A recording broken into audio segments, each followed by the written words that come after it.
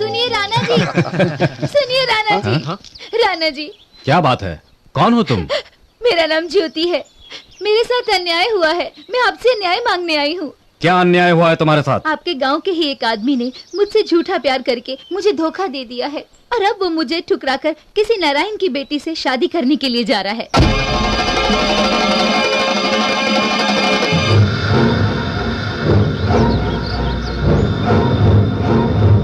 कौन है वो, मुझे बताओ। अपने सुतार सूरज भान का बेटा रमेश। जाओ उसे फौरन मेरे सामने लेकर आओ।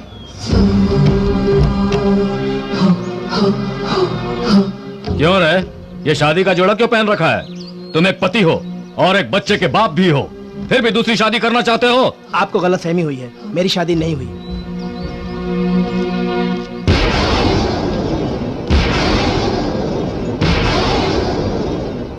अब बोलो, क्या तुमने इससे प्यार किया था और शादी करने का वादा भी किया था? जी किया था। और वो तेरे बच्चे की मां बनने वाली है?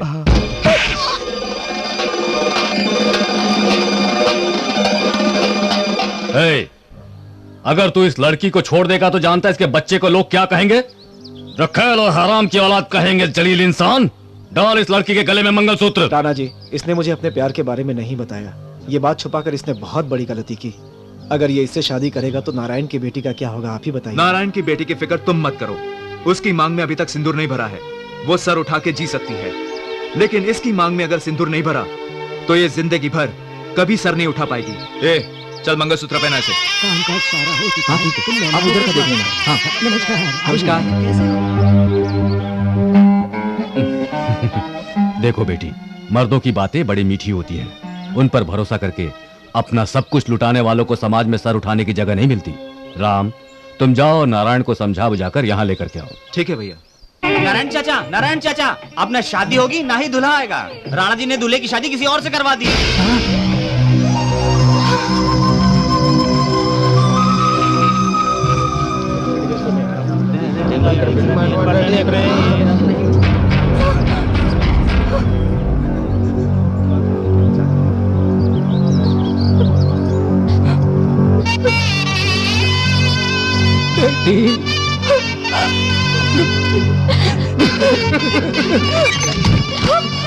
पिताजी, पिताजी, पिताजी, दरवाजा खोलिए पिताजी। भैया, हाँ भैया, शादी रुक गई भैया। नारायण काका ने अंदर जाकर दरवाजा बंद कर लिया है। पिताजी, पिताजी, दरवाजा खोलिए।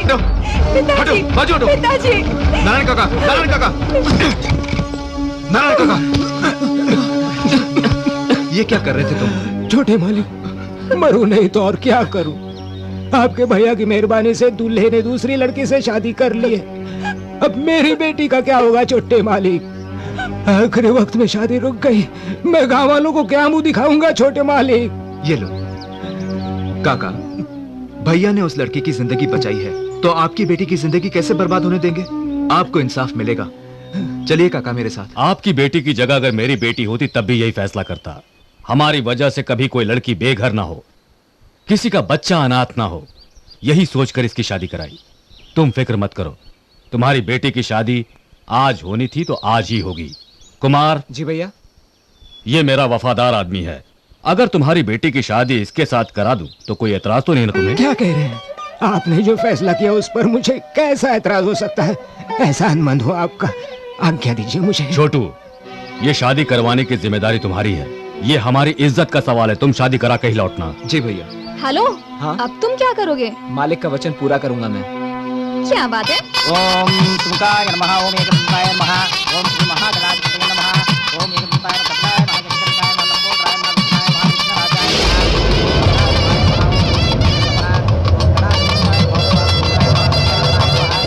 महाविष्णुराजाय नमः, अन्नपूर्वजाय नमः।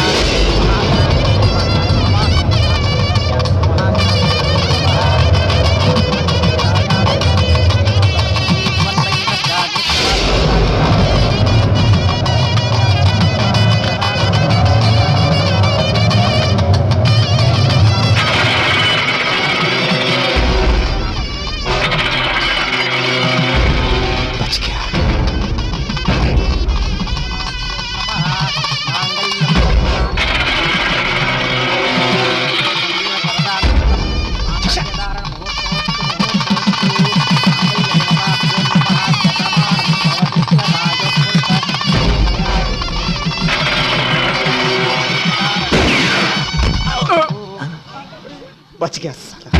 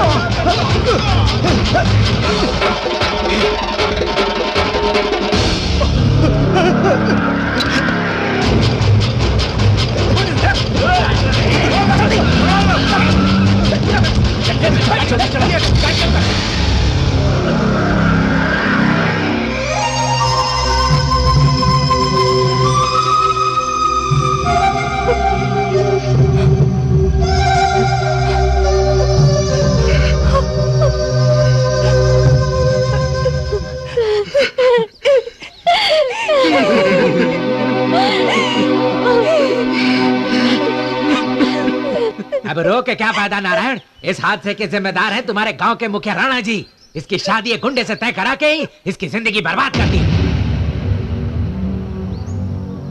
अगर भगवान ने हमारे नसीब में यही लिखा है तो राणा जी क्या करेंगे? आप चुप रहिए। चुप कैसे रहे? तुम कुछ नहीं जानते। मंडप में आने से पहले ही एक दूल्हे को छीन लिया, दूसरा गठबंधन होने से पहले ही मर गया।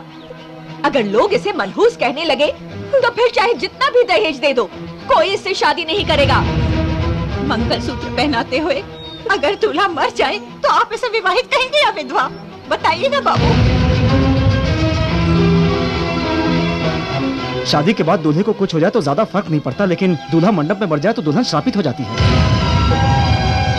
हम लड़का चुनकर कहते हैं कि तुम्हारी इससे शादी होगी, तो लड़की उस लड़के के सपने देखने लगती है। फिर हम कहते हैं उससे नहीं, दूसरे से शादी होगी। ये लड़की की भावनाओं के साथ खिलवाड़ करना नहीं तो और क्या है? फिर भी लड़की शादी के लिए राजी हो जाती है, तब दूसरा पति छीन जाता है। अब वो लड़की कहाँ जाए? जो रिश्ता पहले से तय हो गया था उसे बदलने का क्या अधिकार था राणा जी को? अगर ये उनकी बहन या बेटी होती तो उसका ब्याह किसी गुंडे से कराते क्या? ये अलग अलग नियम क्यों है बताइए?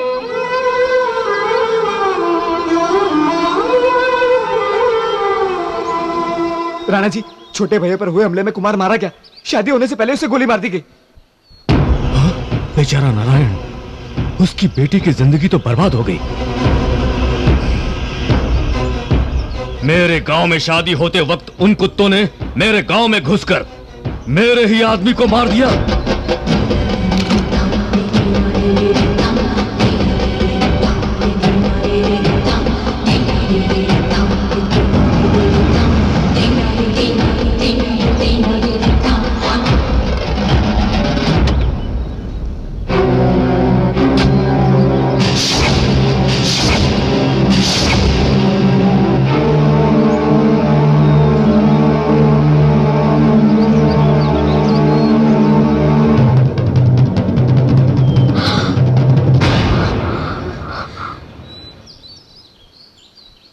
भैया, तुमने बहुत अच्छा किया मेरे भाई।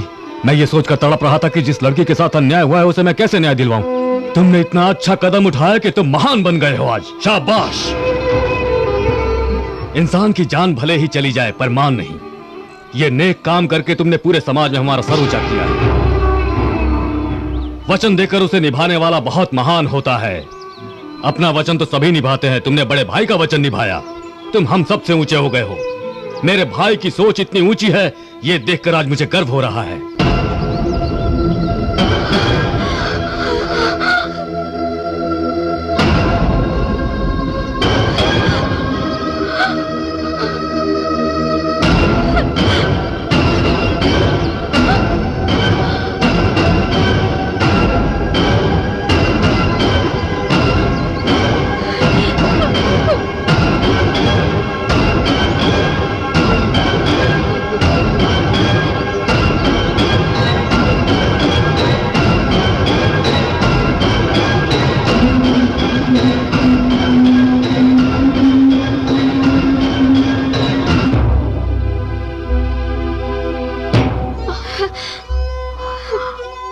बाहर खड़े रहेंगे तो नजर लग जाएगी दीदी।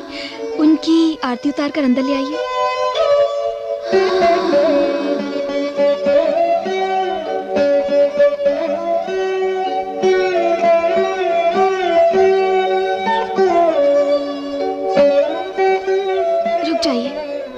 अपना पैर आगे बढ़ाइए। संध्या,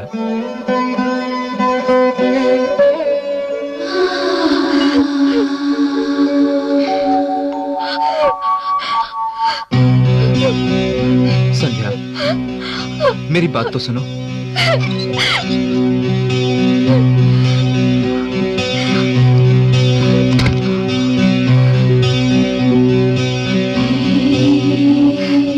to minus 1 is equal to 1।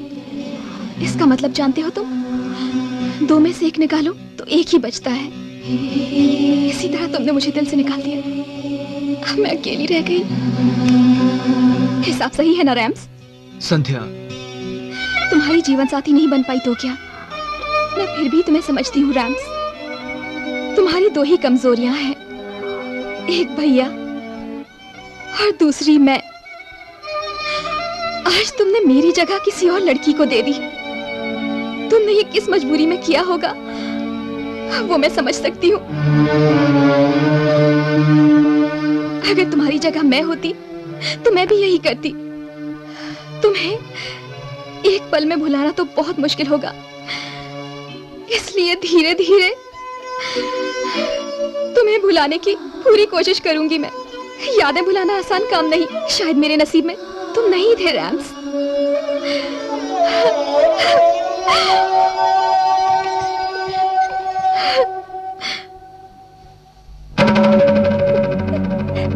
भैया, भैया, आप दोनों को देखने के बाद मुझे प्यार से डर लग रहा है।